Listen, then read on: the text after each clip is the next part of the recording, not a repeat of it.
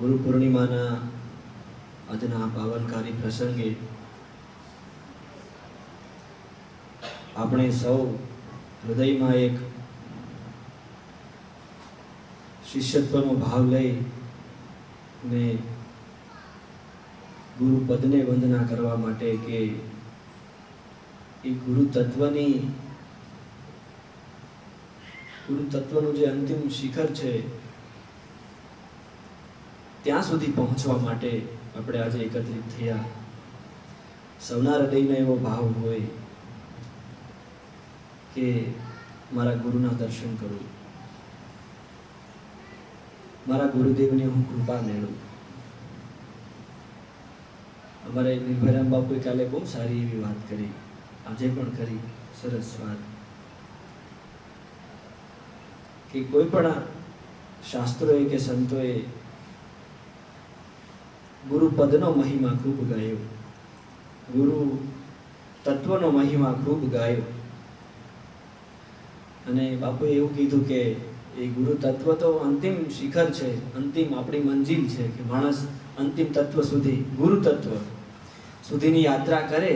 પણ એ ગુરુ તત્વ સુધી પહોંચવા માટે કોઈક વ્યક્તિત્વનું હોવું અનિવાર્યપણે જરૂર છે. જો વ્યક્તિત્વ નથી તો એ ગુરુ તત્વની દ્રષ્ટિ કોણ આપે? કારણ કે તત્વ દર્શન માટે આપણે આ સર્વચક્ષુ જે છે તે કોઈ કામ નથી લાગતી, કોઈ કહેતા કોઈ નહીં. તત્વનું દર્શન છે તે તો આંતરદ્રષ્ટિ છે. જગત આનો આ, જીવન આનો આ, સંતો આનો આ, શાસ્ત્રો આના. પણ કોઈક સુરદાસને પણ એનું તત્વ બતાય, ઘણી વખત આંખવાળાને પણ છૂટી જાય. એમાં આપણે સૌ આવતા હોઈએ. તો એવું શું ગુરુ તત્વ દેખાય જે ગીતાકાર કે દિવ્યમ દદામી તે ચક્ષુઃ, કે હું તને એક એવી દ્રષ્ટિ આપું, દિવ્ય દ્રષ્ટિ, જેથી લઈ તું ગુરુ તત્વને જોઈ શકે. એટલે આપણે સૌ સાધના માટે કે સદગુરુના વચનોને અનુસરીને ચાલવા માટે આપણે સૌ પોતપોતાની રીતે, હું તો એવું જ માનું કે સૌ પોતપોતાની રીતે પ્રયાસ કરતા હશે. કારણ કે આપણે આપણા માપથી જગતને માપવું જોઈએ. આપણી પાસે બીજાની દ્રષ્ટિ હોય તો આપણને કંઈક ખોટું બતાય. માણસ પોતાની નિજ દ્રષ્ટિથી જોવે તો જ એને જે દર્શન થાય. અને એટલે સૌ પ્રયાસ પોતપોતાની રીતે કરતા હશે. એ પોતાની બુદ્ધિની ક્ષમતા હોય તે ભલે, આવડત, કલા, કૃપા, કોની ઉપર કેવી કૃપા વરસી એનો પણ એમાં ખૂબ મહત્વનો ભાગ હોય. પૂર્વના આપણા સંસ્કારો કે કર્મો કેવા છે એનો પણ ભાગ હોય. પણ ગુરુ તત્વનું જે અંતિમ શિખર છે તેને સમજવા માટે આપણે થોડા ગુરુના ગુણ સમજવા પડે કે આપણે કોને ગુરુ કહેવાય. બાપુએ એમ કીધું કે વ્યક્તિત્વથી યાત્રા શરૂ થાય. ખૂબ પાયો, બાપુએ પાયાની વાત કરી કે અંતિમ ધજા સુધી આપણે પહોંચવું છે, પણ એ ધર્મના સ્તંભનો જે મૂળ પગથિયું હોય તે તો આપણને ખબર હોવી જોઈએ ને. એટલે એના માટે વ્યક્તિત્વ. પણ આ ગુરુ પદ કે આ ગુરુ તત્વ શું? વ્યક્તિ તો તત્વ નથી. એ વ્યક્તિ આંખ આપે છે, એ વ્યક્તિ દ્રષ્ટિ આપે છે, અને આપણે તત્વ સુધી પહોંચીએ છીએ. માં ગુરુની અહેમ ભૂમિકા તો એટલી જ કે આપણું બાવડું પકડીને આપણને ત્યાં સુધી લઈ જાય. પોતાના પગ ન બતાવે પણ ઈશ્વરના પગ સુધી લઈ જાય.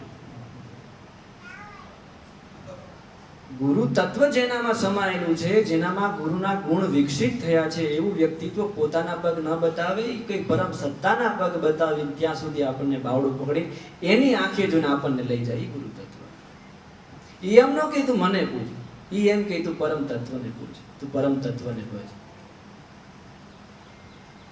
તો ગુરુના ગુણોને આપણે સમજવા પડે. ગુરુ તત્વ સુધી આપણે યાત્રા કરતા હોઈએ ને આપણે સૌ સાધના કરીએ, કાંઈ પણ કરીએ છીએ તો જાણે કે જાણે આપણે સૌ ગુરુ તત્વ તરફ જ ગતિ કરી રહ્યા છે.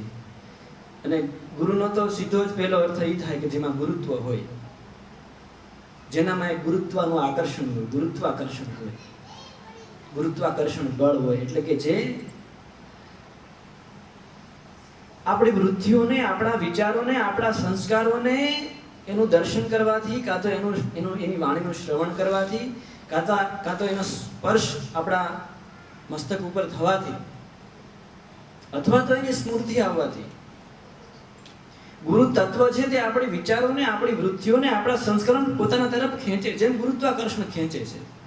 ગુરુ એને જ કહી શકાય. અને ગુરુનો મહિમા ઈશ્વરથી પણ મોટો કીધો. ગુરુની ભૂમિકાએ આવતા ઈશ્વરનું પણ એક માપ આવી જાય. કહેવાનો અર્થ સમજજો કઈ રીતે કહું છું.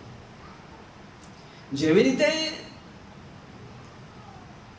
ઈશ્વરનું કોઈ સ્વરૂપ હોય, રામાપીર બાપા હોય, ભગવાન શ્રી રામ હોય, કૃષ્ણ હોય, હનુમાનજી મહારાજ હોય, તો આપણને સૌને ખબર કે ભાઈ અલગ અલગ દેવ હોય, એના અલગ અલગ રૂપ હોય. કે ભાઈ પીર બાપા હોય તો આપણે એને મણિંદો ધરીએ કે દેગ ધરીએ, હનુમાનજી હોય તો બાપુ લોટ હોય, માતાજી હોય તો લાપસી હોય, અલગ અલગ હોય. પછી ઈશ્વરને આપણે કેવા ભાવથી નમન કરીએ છીએ કે આપણો જેવો ભાવ, આપણી જેટલી બુદ્ધિની ક્ષમતા, એવી રીતે આપણે એની પાસે આજીજી કરીએ. પછી આજીજી આપણી કામનાને અનુલક્ષીને હોય તોય પણ ભલે. શરૂઆતની તો આપણી ભૂમિકા એવી જ હોય કે ભગવાન આપણું આ કામ થોડુંક સરખું પાર પાડી દે, થોડુંક દુઃખ દૂર કરી દે, એમ કરીને જ આપણી યાત્રા સૌની શરૂ થતી હોય. પણ ઈશ્વરત્વમાં જે ગુણ છે, કહેવાય કે જેવો ભાવ એવો હરી ફળે, ભબ્બા ભજન થકી ભય ટળે. અલગ અલગ માણસો, અલગ અલગ એની વૃત્તિ, અલગ અલગ એમની પસંદગી, અને પોતાએ જે જીવનમાં પસંદગીનું ઉચ્ચ મૂલ્ય રાખ્યું તે ઈશ્વરને અર્પણ કરે. કોઈ લાડવો ધરે, કોઈ રોટલી ધરે, કોઈ બોર ધરે, શબરી જેવા હોય.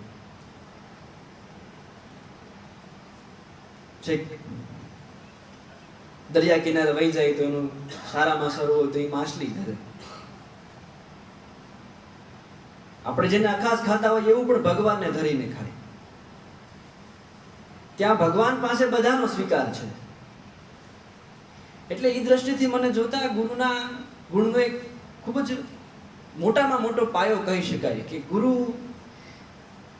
એટલે કે પોતાના તરફ તો જેવું હોય તેવું ખેંચે છે, પણ જેવા ભાવથી જે આવે છે, જેવા રૂપથી આવે છે, કે જેવા ગુણથી આવે છે, એ પોતાની ભીતર સમાવવા માટે પોતાનું હૃદયનું દ્વાર હંમેશા જેનું ખુલ્લું હોય એને આપણે ગુરુત્વ કહી શકાય. એટલે એ ગુણો સમુદ્રનો કહી શકાય, નદીના અર્થે, જેનું તળિયું નહીં, તળિયું ના માપી શકાય, એને જ ગુરુત્વ કહી શકાય. અને બાપુએ કાલે પણ વાત કરી કે તર્કને માટે બુદ્ધિ હોય કે બુદ્ધિને માટે તર્ક હોય, પણ શ્રદ્ધાને માટે કોઈ તર્ક ન હોય. ગુરુનું પદ છે તે શ્રદ્ધાથી આપણી યાત્રા શરૂ કરે છે, બુદ્ધિથી નહીં, સમજીને નહીં, આપણા અબૂધપણાને પોતે સ્વીકારે છે. પછી જેવો ભાવ હોય, જેવી બુદ્ધિ હોય, જેવી ક્ષમતા હોય.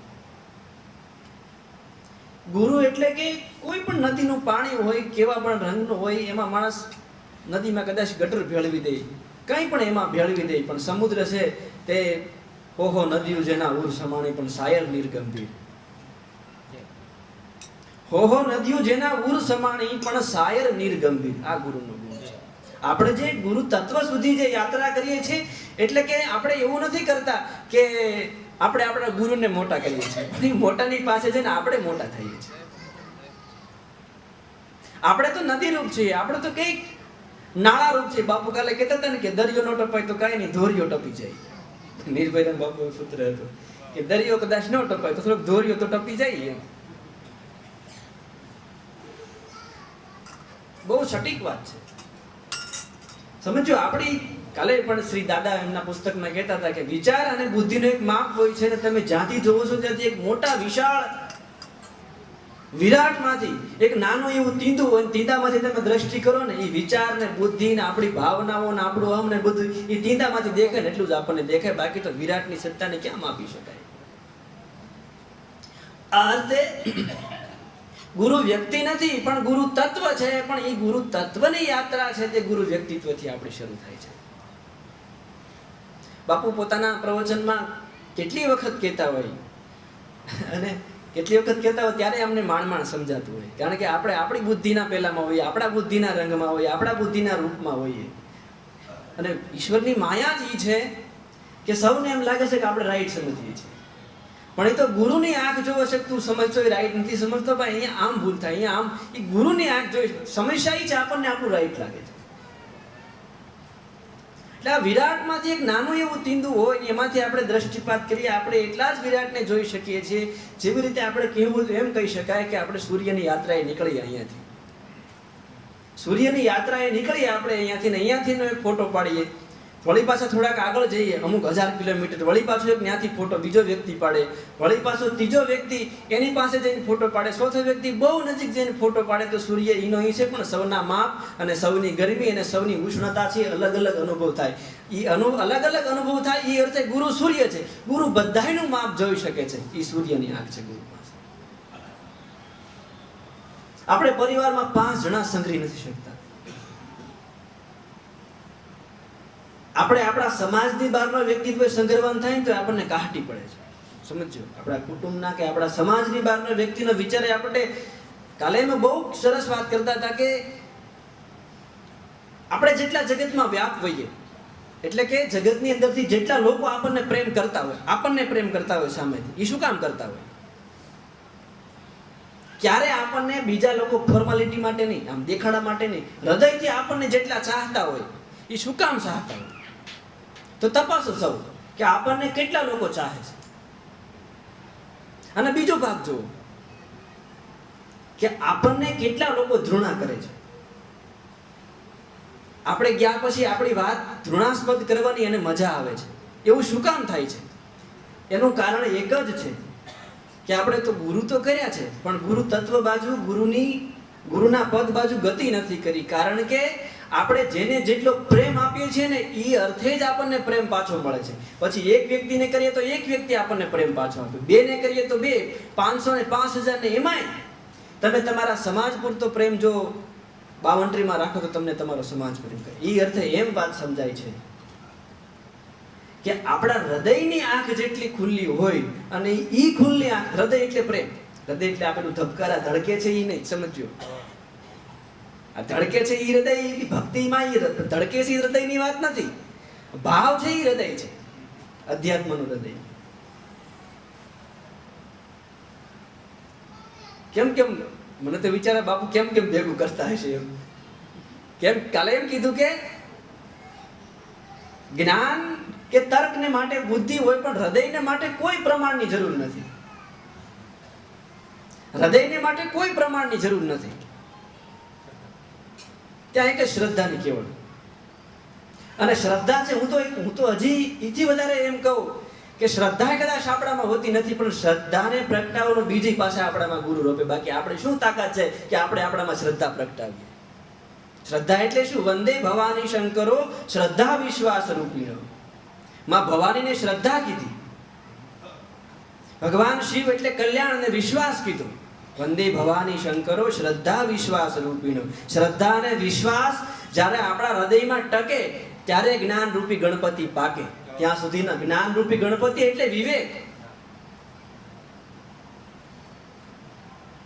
આપણે સમજીએ કે આપણે કઈ બાજુ યાત્રા કરીએ છીએ. હું એમ કહું કે હું મારું તપાસતો હોય કે આપણને કેટલા લોકો પ્રેમ કરે છે. એટલે એ પ્રેમ કરે છે એ એટલા લોકો નથી કરતા એમ નહીં, પણ એના અર્થે હું મારું માપ કાઢતો હોય કે ઠીક આપણો એટલા અર્થે જ પ્રેમ જાય છે. આ બાઉન્ડ્રી આપણને દેખાય, કોઈ બાઉન્ડ્રી નથી, કોઈ સીમા રેખા નથી. જેટલું ચાહો એટલું. સંતો મહાપુરુષોએ તો ત્યાં સુધી કીધું વસુધૈવ કુટુંબકમ. આખી વસુધા, આખી પૃથ્વી છે એ મારો પરિવાર છે. આ દીર્ઘ દ્રષ્ટિ તો કોઈક દરિયા પાસે જ હોય ને ભાઈ. તો ગુરુ તત્વ બાજુ આપણે ગતિ કરીએ છીએ એનો અર્થ એમ નથી કે ગુરુના ખાલી વ્યક્તિત્વ પાસે જાય છે, એને સારું લગાડવા માટે જાય છે, કે ખાલી ગુરુ પૂનમના દિવસે આપણે પગે લાગવા ખાલી જઈએ છીએ, એમ નહીં. પણ પગે લાગીને પેલા સમુદ્ર બાજુ આપણે ત્યારે આપણે નદી છીએ. પછી ગુરુ એમ નથી કહેતા તારી નદીમાં ગટર ભળી છે કે નથી ભળી, તારી નદીમાં પાણી છે કે નહીં, કેટલી માત્રામાં છે, ટાઢું છે કે ઊનું છે, મીઠું છે કે મોળું છે, ગળ્યું છે, એવું કઈ નથી પૂછતા. એટલે કહેવામાં આવ્યું જેનો જેવો ભાવ એવો હરિફળે ભબ્બા ભજન થકી. ભાવથી આપણે જન સાથે કહીએ નદીના પ્રવાહની જેમ તો આપણને ગુરુ સ્વીકારે છે. પણ ક્યાંક આપણી અજ્ઞાન રૂપ બુદ્ધિને કારણે આપણે ક્યાંક મોટું ખાબોચિયું બનીને બેસી ગયા હોઈએ, અને એમાં આપણે 4-5 ડેટકાને પાળતા હોય, બાપુ થોડા ગળેશાને પાળતા હોય, એટલે આપણને એમ થાય હું જગતનું સંચાલન કરું છું. આ તમે એમ નહીં, હું એમાં જાઉં. જેવી હૃદયની સ્પષ્ટતા, જેની હૃદયની ચોખ્ખાઈ, એ આપણે આપણી દ્રષ્ટિ કરવાની. અને બાપુ તો કે ભાઈ કોણ કેટલામાં છે એ તો સૌને પોતાને જ ખબર હોય, બીજું કોઈ આપણું માપ ન કાઢે. કે મારી દ્રષ્ટિએ ગુરુ તત્વ બાજુની ગતિ આપણે કરવાની થાય, કરતા હોઈએ તો આપણે એક નદીના પ્રવાહ રૂપ હોવા જોઈએ. તો આપણને તે સમુદ્ર, તે દરિયો છે તે જેવું હશે તેવું સ્વીકારશે. એટલે કે ગુરુ તત્વ એ છે કે તેનો એક ગુણ એ સમુદ્ર રૂપ છે. બીજો ગુણ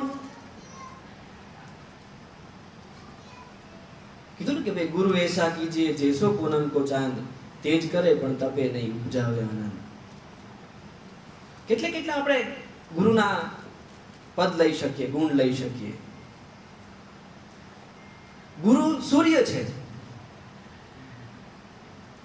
તો આપણે એનામાંથી પ્રગટ થતી ઔષધિઓ છે. આપણે એમ કહીએ છીએ કે મારા કારણે આ માણસનું સ્વર્ગ થયું, મારા કારણે આ ઘર ચાલ્યું, મારા કારણે આ સંસાર ચાલ્યો. પણ પ્રકાશ તો પેલો સૂર્ય આપે છે. સૂર્ય ક્યારેય કહેતો નથી કે તું મારા પ્રકાશે જીવે છે ને તું અહમ કરે છે. એટલે એનો અર્થ એમ નથી કે ગુરુમાં સૂર્યના ગુણ કહીને આપણે ત્યાં પૂરું કરવાનું. એ સૂર્ય સુધીની યાત્રા આપણે કરવાની છે. તો આપણે ગુરુને ભજીએ છીએ, તો આપણે ગુરુ પૂનમમાં છીએ. તો બીજથી આપણી પૂર્ણિમા સુધીની યાત્રા, એટલે કે આપણું તો નાનું એવું બીજ, અને આપણે પૂર્ણિમામાં પહોંચી જઈએ એટલે સાંધું છે તે પૂર્ણ થઈ જાય.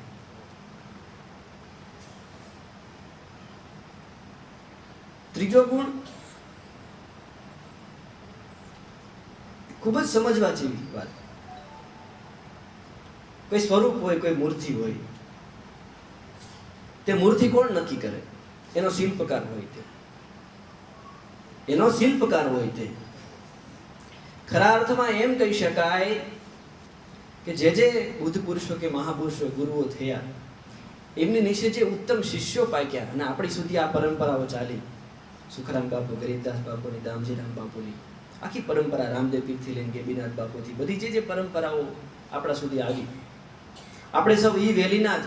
બાપુ કાલે જ કહેતા હતા કે આ શત્રુપા અને મનુ મહારાજ ને આ ભગવાન કપિલ એ કે બહુ આઘા નથી, પણ ખાલી આપણે સ્મૃતિમાં નથી લાવતા, ખાલી આપણે એની સાથે તાર નથી જોડતા એટલે થોડીક દૂરી થઈ જાય, નકર બહુ કઈ જાજુ આઘું નથી.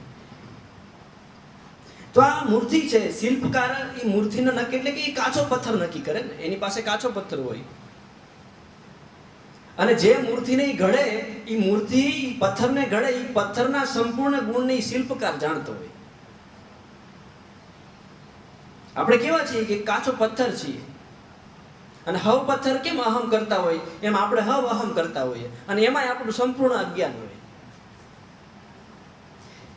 એ સદગુરુ એ મૂર્તિને ઘડે,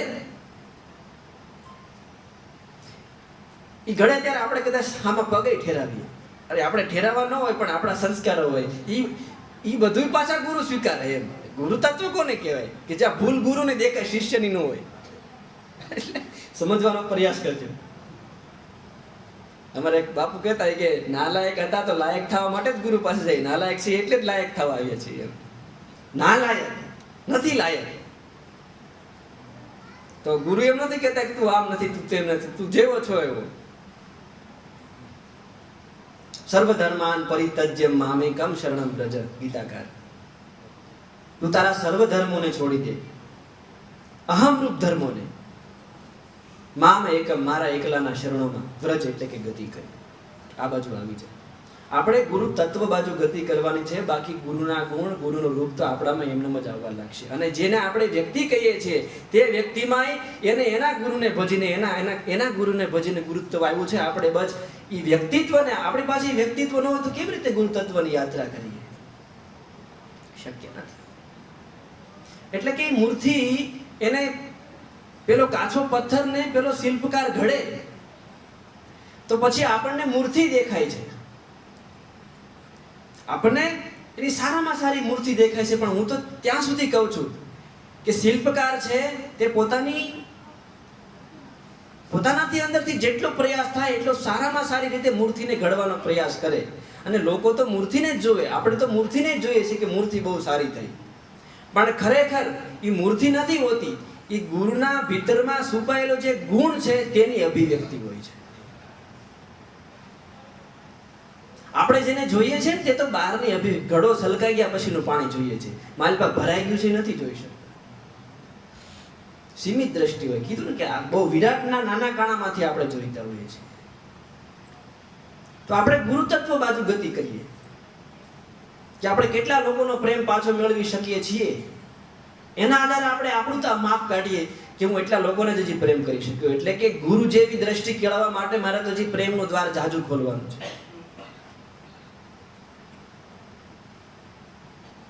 દૂધમાં પાણી હમાય, કઈ પેટ્રોલમાં પાણી ન હમાય.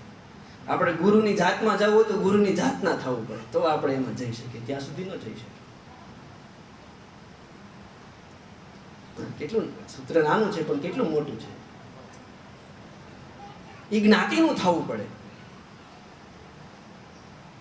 અને દૂધ મોંઘામાં મોંઘું હોય એમાં આપણે પાણીના હાવ ભાવ હોય પણ પાણી એમાં ભળી જાય તો આપણે દૂધના ભાવના થઈ જાય. આ ગુરુ તત્વ છે જે પોતાના ભાવનું આપણને બનાવે.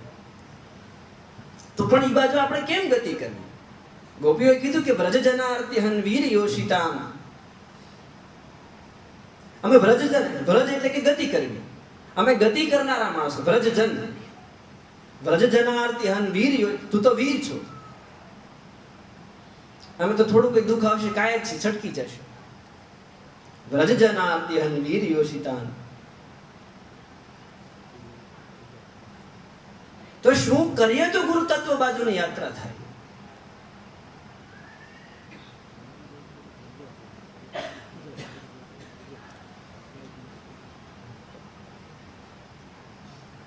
બાપુએ વિચારાય ગુરુ એટલે એક જાતિ નહીં, પોતે અજાતિ. એમ અક્ષરનો ભાવ એવો પણ અક્ષરમાં ન લાવી શક્યો ભાવ. એ બદલ માફી. ગુરુ એટલે કોઈ જ્ઞાતિ જાતિ કે કઈ માપમાં ન આવે. બધાયના માપથી જેનું માપ મોટું એ ગુરુ. બધાયના વજન કરતા જેનું વજન વધારે એ ગુરુ. બધાયના ઊંડાણ કરતા જેનું ઊંડાણનું કોઈ માપ જ નહીં ગુરુ. એટલે કે ગુરુ અજાતિ. કેમ કહી શકાય કે આ તત્વને આપણે પામવું? એટલે દેખાય જ નહીં, એટલે સમજાય જ નહીં, એટલે વિચાર જ ન આવે. આપણે એમ આપણે વ્યાપ થવું. કાલે બાપુ કહેતા વ્યાપ થવું કરો, પણ 5 જણાથી શરૂ તો કરો. 5 જણાથી તો શરૂ કરો. પ્રેમ 5 જણાને પ્રેમ મેળવી શકીએ છીએ ખરા. આપણે કેવું ગુરુની ભક્તિ કરવું? પણ ગુરુની ભક્તિનો અર્થ એ થાય છે કે અજાતિ બાજુ આપણી જાતિની યાત્રા કરાવી.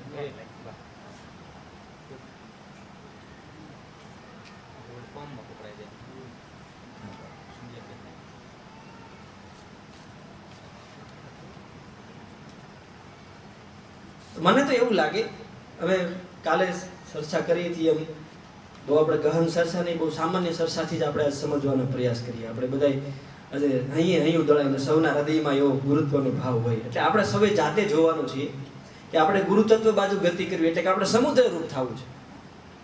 જેમ કૃષ્ણ આખી દુનિયાને વાલો લાગે, જેમ રામ આખી દુનિયાને વાલા લાગે, જેમ મીરા બધાને પોતાની લાગે, નકર આપણા કોઈ સગા નહીં. જેમ નરસિંહ આપણને સૌને પોતાના લાગે. તો આપણે કેમ 5 જણાની કોઈને પોતાના લાગી શકતા નથી? અને જો નથી લાગી શકતા તો આપણે ગુરુ તત્વ બાજુ, ગુરુની સેવા બાજુ ગતિ નથી કરતા. ગુરુની સેવાનો અર્થ એ નથી ખાલી આપણે પગ દબાવીએ, ખાલી આપણે એને પૈસા ધરીએ, કે ખાલી આપણે એનો પ્રસંગ હોય ત્યારે પ્રસંગ પૂરતો આપણે જઈને ખાલી મોઢું બતાવી આવીએ. એ ગુરુની સેવા કે ભક્તિ નથી. ગુણ બાજુ ગતિ કરવી ને એ ગુરુની સેવા છે.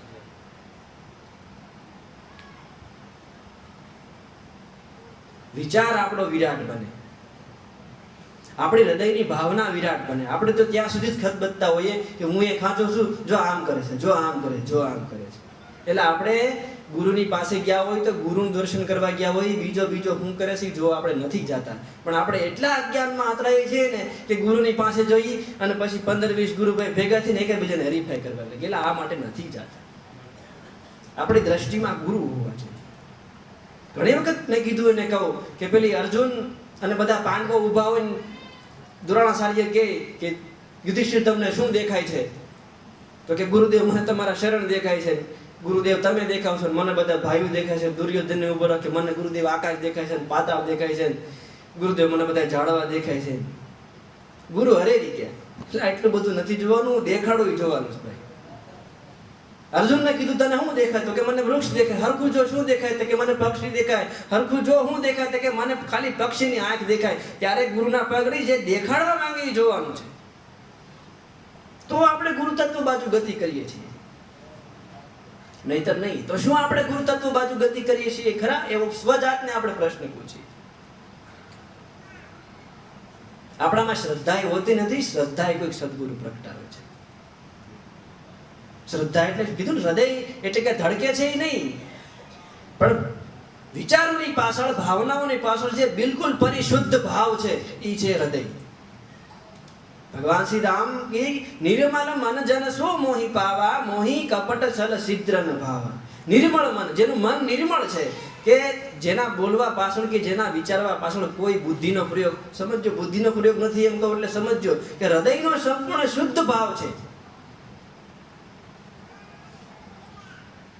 નિર્મળ મન જન શું મોહી પાવા, મોહી કપટ છલ સિદ્ર ન ભાવા. આવું ખાલી આપણે ગુરુ સાથે નહીં, ખાલી ગુરુભાઈઓ સાથે નહીં, જગતના સમસ્ત વ્યક્તિ સાથે જ્યારે આવો આપણો ભાવ થાય ને ત્યારે આપણે વસુધાને કુટુંબ કહી શકીએ.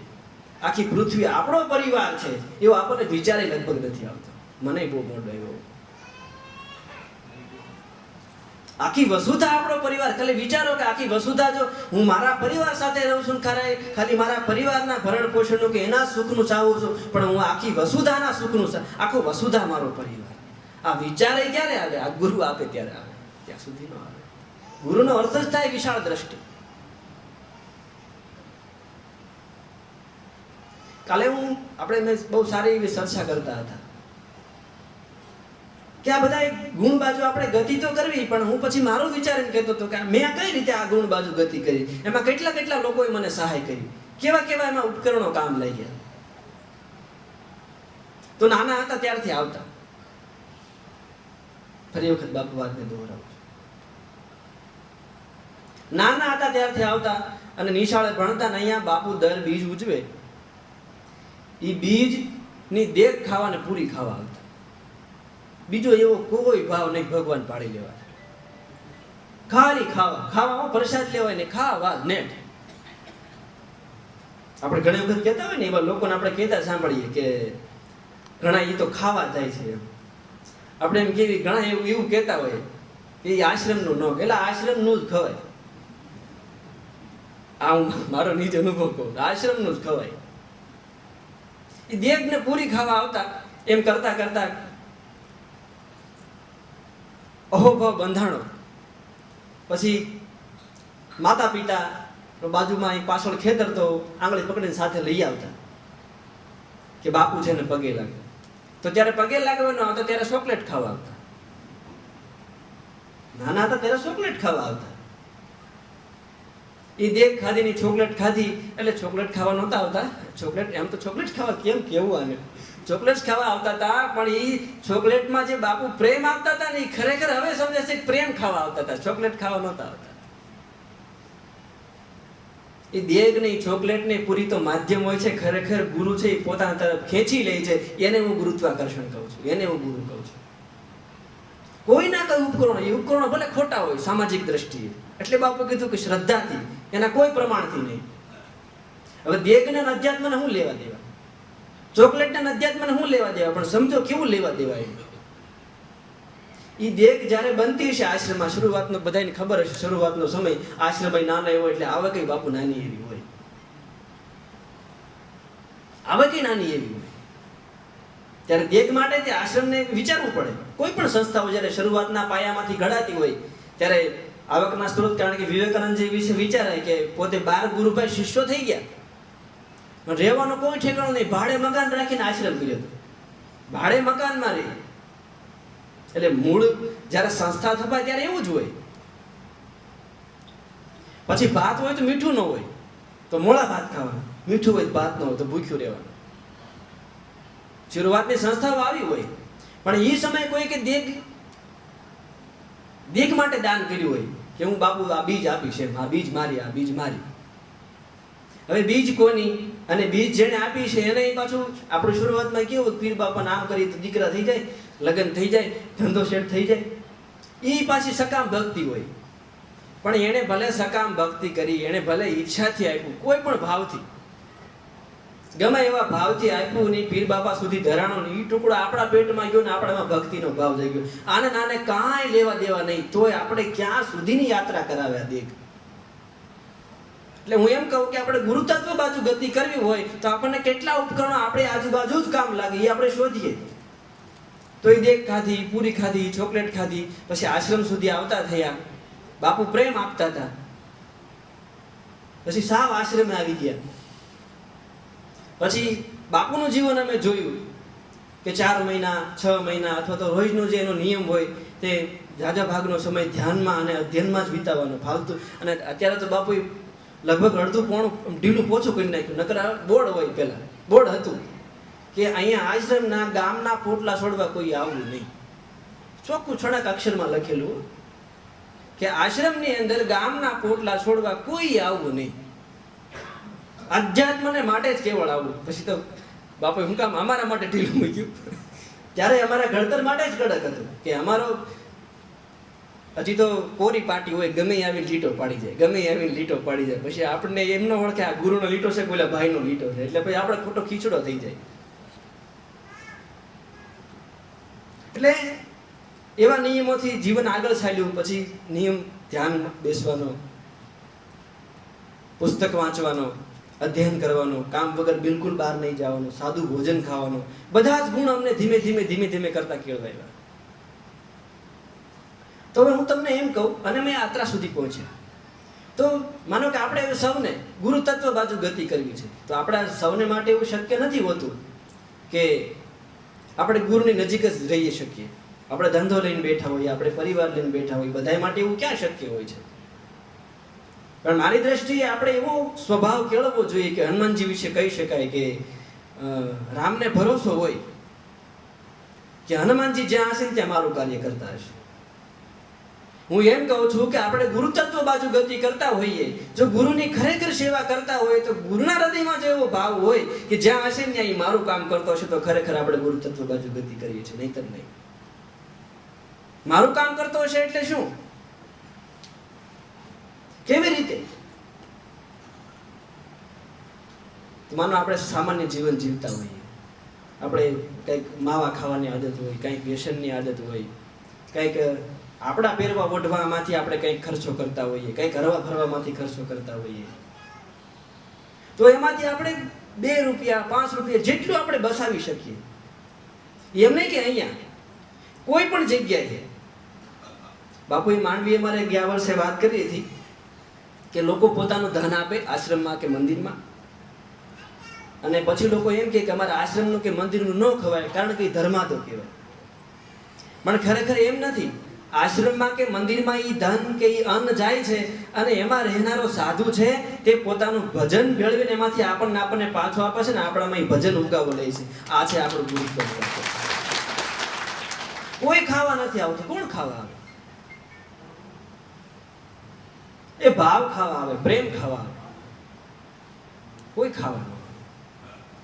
તો આપણે જે આપણું દૈનિક જીવન જીવતા હોય, હું તો એમ કહું કે ગુરુની નજીક આપણે એના દેહની નજીક રહીએ એના કરતા હૃદયની નજીક થવા માટેનો પહેલો પ્રયાસ કે આપણે જે આપણા વ્યસનો હોય એમાંથી આપણે 2-5 થી કાંઈ થાય નહીં, પણ એનાથી આપણામાં સતત જે સ્વભાવ ઘડાશે ને એ આપણને ગુરુતત્વ બાજુ લઈ જશે. કારણ કે કદાચ બબે વાવડાવા નદી હાલી જાય ચોમાસામાં, અને ઉનાળામાં પછી કોરી ધાગડ પડી હોય ને એની પૂજા ન થાય. ભલે આખું વર્ષ ધોરિયાવા ચાલે, પણ એક ધારો પ્રવાહ હોય ને એની પૂજા થાય. અને ઈ દરિયા સુધી પહોંચે છે એક ધારી હાલતી હોય. પોલીસ કે શેક ડેમમાં આવીને અટકી જાય. એટલે સતત આપણે જો અહોભાવ કળવો તો આપણે દૈનિક જીવન જ્યાં જીવીએ છીએ એમાં જીવવાનું છે. આપણા કપડામાંથી, આપણા હરવા ફરવામાંથી. એટલે હું એમ નથી કહેતો કે તમે બધું બચત કરીને આપો. હું એમ કહું છું કે વસુધૈવ કુટુંબકમની ભાવના કેળવો. એ આપણે આશ્રમને નથી આપતા, પણ આશ્રમ તો ખાલી આધાર છે. આપણે આખી પૂરી પૃથ્વીને આપણા હૃદયનો ભાવ આપવા માટે પૈસાના આધારે તત્પર થાય છે. એ ગુરુ તત્વ બાજુની યાત્રા છે, એમ નામ નથી. પછી અમને ભરતભાઈ ઘરના કૈલાસબેન બે વર્ષ પહેલા એવું કહેતા હતા કે એને એવો વિચાર આવ્યો કે ઘણા વર્ષોથી નાનપણથી બાપુ કે આપણા બધા માટે એટલું બધું કરે આપણા ગુરુ, કે ભાઈ ગમે એમ કરીને બીજ ઉજવવાનો પ્રસંગ કરે. એટલે ખવડાવવા માટે નહીં, પણ ખવડાવવાના આધારે માણસો આવતા થાય, પ્રેમને સમજતા, પ્રેમને સમજે, હૃદયમાં જો સારા સદગુણ ઉતારે તો સદગુરુનો અંતરાત્મા ઠરે. એમાં દેગ નહીં, એ ખવડાવવાનો ખાલી આધાર હોય. એટલે એને એવું કહેતા હતા કે મને એવો વિચાર આવ્યો કે બાપુ એટલું બધું આપણા માટે કરે. જોયું અમે 3 દિવસ પહેલા આ બધી રૂમ કે બધા આવવાના છે, તો કે બધું હોય તો વ્યવસ્થિત હોવું જોઈએ. રૂમ સાફ કરી, બધી જાતે શેટી બધું સરખું કર્યું, પોતામાં રહ્યા, બધું વ્યવસ્થિત કરાવ્યા, સ્ટેજ તૈયાર કર્યું. શું કામ? એને હું જાજુ જન સમુદાય જોઈએ છે નહીં, પણ આ બધી જ વસ્તુને આધારે જો જરાક એવો પણ અંશ માણસના હૃદયમાં પ્રગટી જાય ને તો એને એના ગુરુની સેવા થઈ જાય બરાબર એવું લાગે છે. કોઈ ઉપકાર નથી કરતું, હવે પોતાના ગુરુ તત્વ બાજુની ગતિ કરે છે.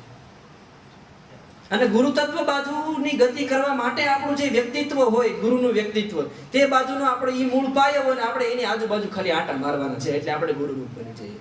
ગુરુનો ચોથો ગુણ એમ કહી શકાય કે બાપુ સંદન છે. સંદનની પાસે ગમે એવું લાકડું ઘસાય ને તો સંદન એને પોતાની સુગંધ આપી દે, પછી ભલે આવડ હોય ભલે બાવળ હોય.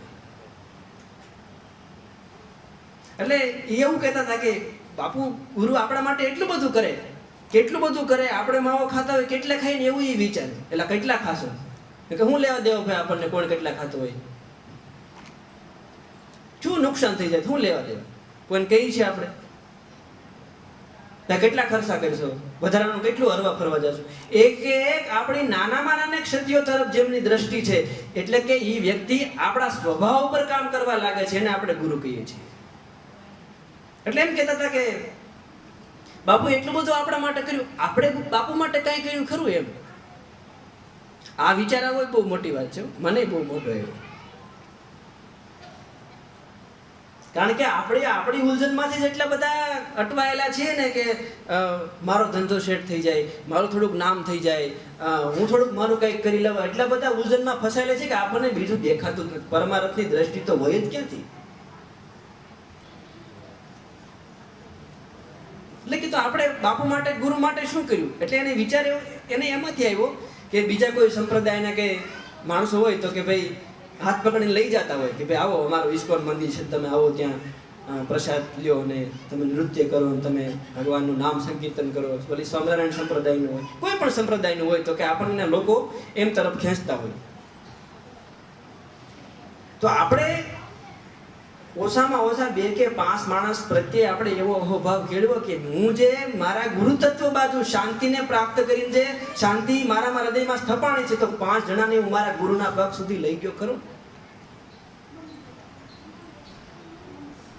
એટલે કે આપણે સમુદાય મોટો કરો, ગુરુના પગ એટલે કે વ્યક્તિ પાસે નહીં, ઓલા ગુરુત્વ પાસે. વ્યક્તિત્વ તો આધાર છે.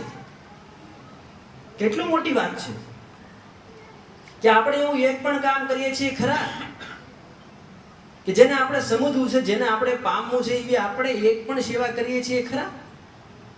પણ નહીં. નિજી સ્વાર્થના વિચારોના પેલી એક પશુના પેટની અંદર જે લાડ બધા બાપુ જીવડા પડ્યા બધા ખદબદતા હોય ને એવી નાની નાની વિચારોની શૃંખલામાં આપણે આપણા વિચારોથી ખદબદીએ છીએ. આપણને એની બહારનું જગત દેખાય જ ક્યાં છે? આપણે આપણાથી રસી પરુ ઊભું કરીને પરામાં ખદબદ્યા કરીએ. એટલી સૂક્ષ્મ વિચાર. આ તો ગુરુ આપણને એના તરફ ખેંચે, અને આ ખેંચવા માટેના બધા માધ્યમો છે. આ દેગનો બીજનો ટુકડો હોય, આ ગુરુ પૂનમનો ટુકડો હોય, કોઈ પણને આધારે વાતય નથી કહેતા, વાતને આધારે એનું હૃદય આપણી સામે ખુલ્લું કરે છે, એને આપણે ગુરુ કહીએ છીએ. વાત તો આધાર હોય છે. આ શાસ્ત્રોએ કે સંતોએ એ શાસ્ત્રોમાં પોતાના અક્ષરો ટાંક્યા, એ અક્ષરો નથી, ખાલી વાક્યો નથી, પોતાના હૃદયની વેદના એમાં ઠાલવી છે કે આને સમજો. તુલસીદાસ તો શું કહે? મંજન ફલ પેખીએ તત્કાલા, કાક હોય પીક બકવું મરાલા. આ મંજન એટલે કે આને સ્પષ્ટ કરી, આને ચોખ્ખું કરીને તમારી આંખથી જોવો તો કાગડો છે એ કોયલ થઈ જાય, કાક હોય પીક, કાગડો કોયલ થઈ જાય ને પીક બકવું મરાલા, બગલો છે એ હંસ થઈ જાય. આવી દ્રષ્ટિ છે એ ગુરુ તત્વ પાસેથી આવે છે. બહુ લાંબુ વર્તું, સમજજો આને. એટલે એને એવું કીધું કે આપણે એવું કંઈ પણ કરીએ છીએ ખરા તો વિચારો નથી, ના જ આવે છે.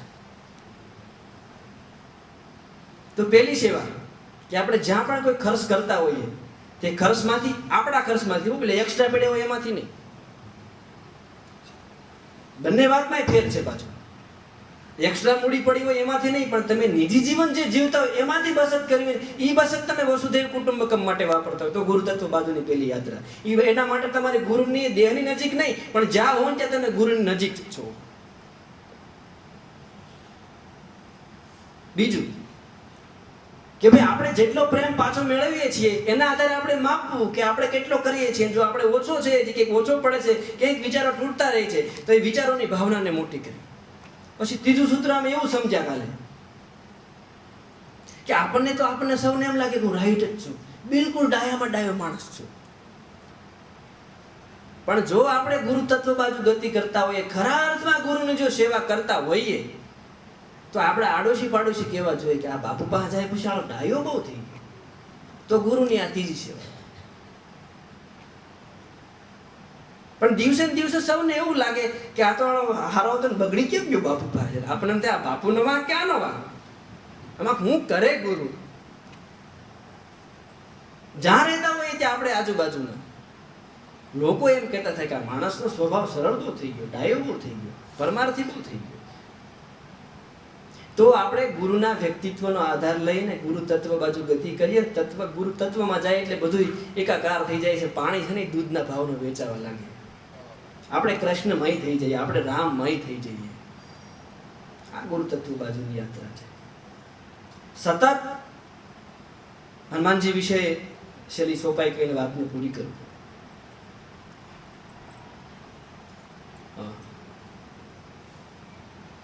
કહ હનુમંત વિપતિ પ્રભુ સોઈ. હનુમાનજી કહે છે, હનુમાનજી એટલે કોણ? કે જેમાં રામને ભરોસો છે, જ્યાં હશે ત્યાં મારું કામ કરતો હશે. આપણે ગુરુ તત્વ બાજુ ગતિ કરતા હોઈએ તો આપણે એવો એક ભરોસો તો કેળવીએ કે કંઈક આ પરમાર્થનો ગુરુ એમ નથી કહેતા મારામાં, ગુરુ એમ કે છે પરમાર્થનું તું કામ કર. પરમાર્થે જે કાર્ય જાય છે એ ગુરુ તત્વમાં જાય છે, ગુરુ વ્યક્તિમાં નહીં. પરમાર્થે જે કાર્ય આપણું જાય, એક વિચાર પણ જાય, એક ભાવના પણ જાય, એક નાની એવી એક પાવલી પણ જાય, તો એ પરમાર્થમાં જાય છે. એ સ્વગુણ થઈને પાછું આવે. એટલે કે ધન પાછું આવે નહીં, તમારું વ્યક્તિત્વ મોટું કરે છે. આપણે હૃદયથી ભાઈ નાના એવા થઈ ગયા છે, આપણને કોઈએ રોક્યા નથી.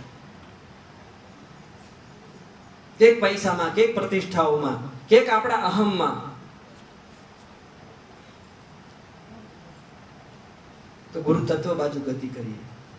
હનુમાનજી વિશે એવું જ કહેવાય છે કે કહ હનુમંત વિપતિ પ્રભુ સોઈ, જબ તબ સુમિર અને ભજન હોય. સેવકને માટે, એક શિષ્યને માટે મોટામાં મોટી વિપત્તિ ઈ જ છે કે સાધક શિષ્ય ગુરુની સેવાથી વિમુખ જેટલી ઘણી હોય, જેટલી ઘણી હોય એટલી ઘણી ગુરુના રામથી કે ભજનથી વિમુખ છે. જો એ અર્થે સેવાના અર્થે આપણે જો કાર્ય ન કરતા હોય, પછી આપણું ભલે નાનામાં ગમે એવું કાર્ય હોય, જનાબાઈના પછી ભલે સાણા થાપવાનું કાર્ય હોય, ગોરા ગોબારનું ભલે માટલા ઘડવાનું કામ આપણું સજના કસાઈનું ભલે ને માંસ વેચવાનું કામ હોય, તો એ શું થઈ ગયું? તો ઈશ્વર સુધી પહોંચે. પણ ક્યારે? સતતનો આપણો સેવ્ય ભાવ હોય ત્યારે. નાનામાં નાનું કામ આપણી દ્રષ્ટિમાં આવ્યું આપણે સરખું કરવાનું. હું હજી પૂરો ગુણ કેળવી નથી રહ્યો, પણ પ્રયાસ પૂરો કરું છું. આપણને એમ લાગ્યું કે સમાજમાં અહીંયા એટલી માત્રામાં દૂષણ છે. તમને લાગ્યું તો તમારે એમ નહીં કહેવાનું કે જો આ પાસે આ કરતા, તમને લાગ્યું તમારે કરવાનું. એ ગુરુ તત્વની સેવા છે. જેને દેખાણું એને કરવાનું. બધાને દેખાતું નથી, કારણ કે ગુરુ પાસેથી આવતી દ્રષ્ટિનો લાભ બધાને માટે સુલભ નથી. જેને દેખાણું એને ગુરુની કૃપાથી દ્રષ્ટિ મળીને દેખાણું તમને અવસર મળ્યો હૃદયથી મોટું થવાનું, જો થવું હોય તો. હૃદયથી આપણે મોટું થવા આપણને દ્રષ્ટિ જ ન મળે તો કેમ કરવાનું? સતત આપણો સેવ્યતાનો ભાવ મળે. અમે સુરતમાં તેરસ શરૂ કરી, બધાય અલ્પેશભાઈનો બધાને એવો અહોભાવ હતો કે બાપુ પધારે. અને સીધી જ વાત છે કે જેના પ્રત્યે આપણને સ્નેહ હોય, જે આપણા ગુરુ હોય, એની વાત આપણા જીવનને પરિવર્તન કરાવે. તો કે અમે તો સુરત રહીએ, આઘા રહીએ, તો 4 મહિને 6 મહિને વર્ષ દીએ તમે આવો તો અમારા વિચારોને ફરી વખત કોણ પોષણ આપે? કોણ ફરી વખત અમારા સંસ્કારોને ઢળે? તો એવું કંઈક શરૂ કરો તો વારે વારે આવવાનું થાય. એમ એટલે સૌએ વિચાર કર્યો, બાપુની રજા લીધી. એટલે પછી સુરતમાં તેરસ નક્કી કરી કે ભાઈ દર તેરસ આપણે ઉજવવાની, ત્યાં સત્સંગનું આયોજન કરવાનું, સૌ ભાવિક ભક્તોને ત્યાં આવવાનું, સત્સંગનો લાભ લેવાનો.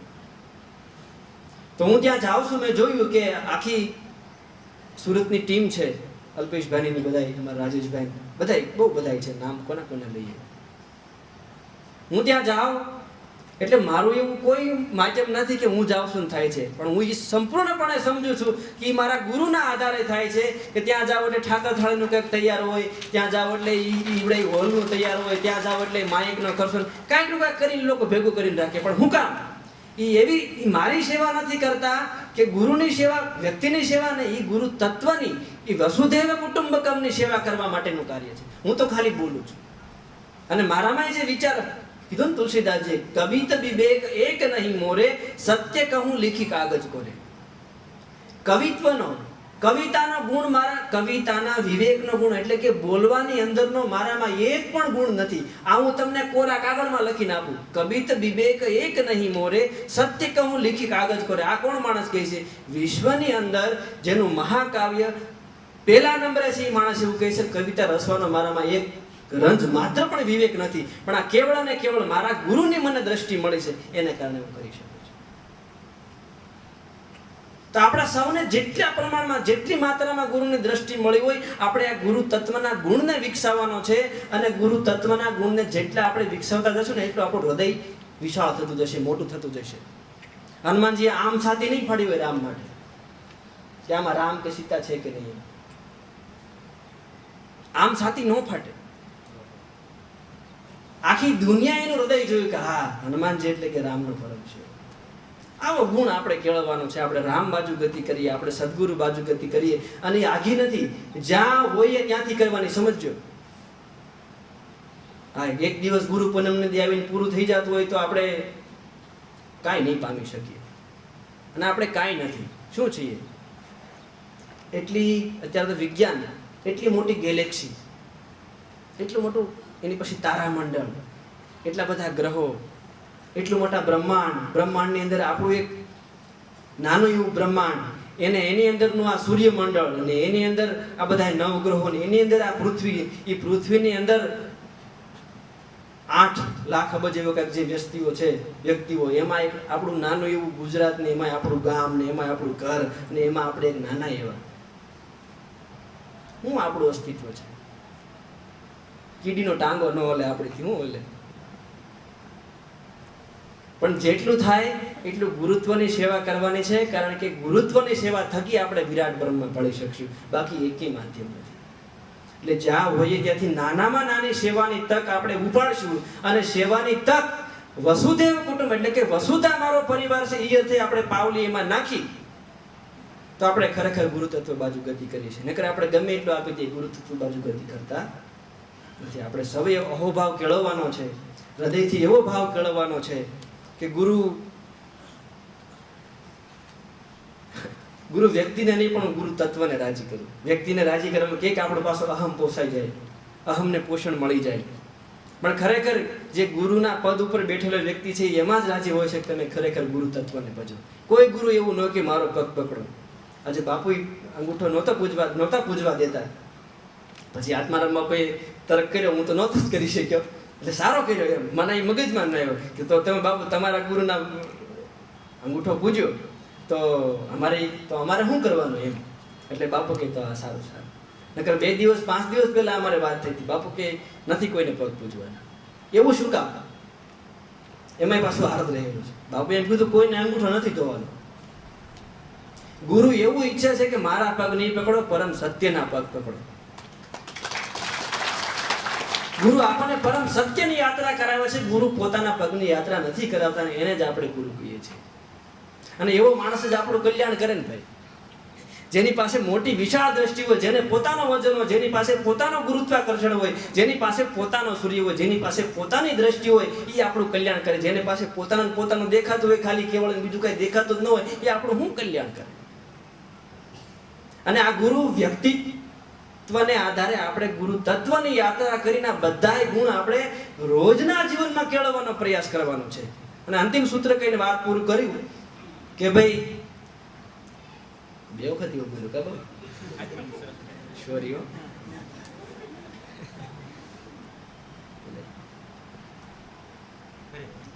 હું ચાહું છું સુંદર ચીજ સૃષ્ટિની, હું ચાહું છું સુંદર ચીજ સૃષ્ટિની. સૃષ્ટિની અંદર સારામાં સારી ચીજ છે એ હું બધી જ ચાહું છું, બધીને હું પ્રેમ કરું છું. આપણે આ ભાવને કંઈક સૂત્રને કંઈક લખી લેવું, આપણે આજુબાજુ રોજ થતું હોય ને. હું ચાહું છું સુંદર ચીજ સૃષ્ટિની, છતાં પણ જે અસુંદર રહી જાય, પછી જે અસુંદર સારું હોય આપણે લઈ લઈએ, અને પછી જે અસુંદર રહી જાય ને એને મૂકું કરી સુંદર ચાહીને. જે અસુંદર રહી જાય ને સાહી સુંદર કરી દે ને પછી અપનાવી લઉં. આ આપણે ગુણ કેળવ્યો એટલે આપણે ગુરુ તત્વ બાજુની યાત્રા થઈ ગઈ. બોલો સદગુરુ.